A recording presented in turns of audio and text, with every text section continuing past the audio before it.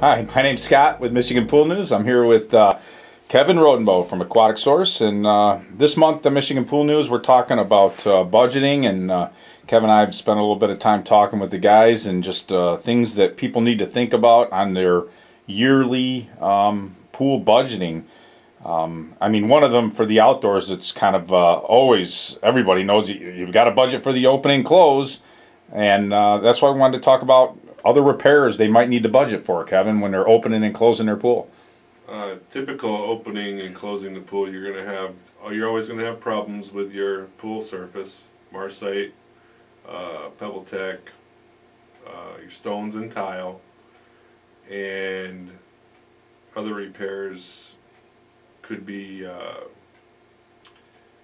grout, anchor cups, things like that. So they could. So I mean, if I was had a 20 by 40 condo pool back there, and I knew my opening was going to be $500, $600, $700 for the year, would you double that number just for miscellaneous repairs, just to be prepared with a budget for a yearly opening?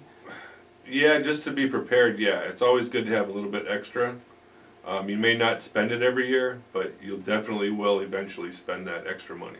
I know for us, I see a lot of skimmer repairs happening too on the outdoors at the openings. Yes, a lot of the skimmers, the newer skimmers, are thinner than the old ones, so they do crack underneath the freeze and thaw of the ground. Conditions, eh? Yep.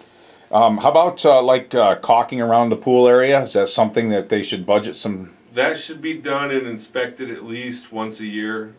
Typically, kids like to play around with that stuff and they rip it up. If that caulking leads to your problems with your stone and tile, if it's not done.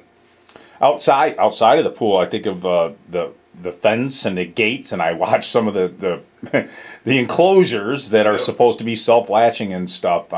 I mean, it is obviously something else they should budget for. Yes, yes. It definitely has to be a self-latching gate. Definitely has to be child-proof, more than 4 feet above the ground, the latch. But typically, boards get broken if they're made out of wood. If they're made out of aluminum, things start to corrode. The latch mechanism won't work. It's always good to have extra money in your budget to repair those small things, so you don't get closed down by the inspector when they come out. Yeah, I think on fences and gates, the thing I'm always most impressed with is a company makes that little strip that goes along the bottom to keep stuff from blowing into the pool. Correct. Over the summer to cut down on maintenance. I mean, more people should put those in all the time. Oh yeah, it's like a snow fence, mini snow fence. Yeah, Yep. yeah, those are nice. On other issues that you need to be prepared for every year, how about safety and maintenance?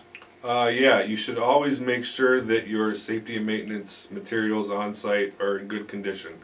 You don't want to have a broken strap on your spine board or a head restraint that has a broken strap. That's never good in case emergency shows up and something's broken.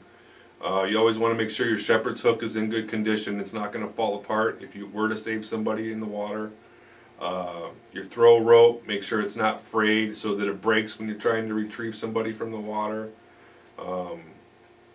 Things like that are important. I mean, those things could save somebody's life, and for the small amount of dollars that they should be replaced when they start to turn bad. And they sit out in the sun all summer long, so they just dry rot, and I think that goes back to like ladder bumpers and the anchors and the throttle plates and the things in the skimmers and stuff you talked about, that they're out there all year long. Yep. And they're just minor pieces that probably should be thrown out and replaced year or every other year, or at least budgeted for and checked on. Yes. So, how about the signage? Kind of the same thing. Same thing, and typically your signage is posted either on the building or on the fences.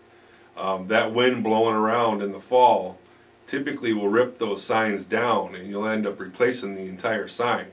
If you just take care of the sign and take it back off the fence and put it away for the winter time, it'll save you a lot more money for your future budget in the next year. Not replacing it every year. Correct. So, I mean, this was a list that we put together on the outdoor kind of things. I mean, for an outdoor, some long-term budgeting items, media changes. Media changes, pumps, motors, big things like that. You want to make sure they're inspected at least once a year, if not every couple of years, so that you're ensuring that it's going to operate properly for you in the long run. Yeah. Because if it doesn't, it's going to be an emergency cost in the middle of your season or at the beginning of a season, and it's going to far outweigh your budget because those are pricey items. Yeah, for sure.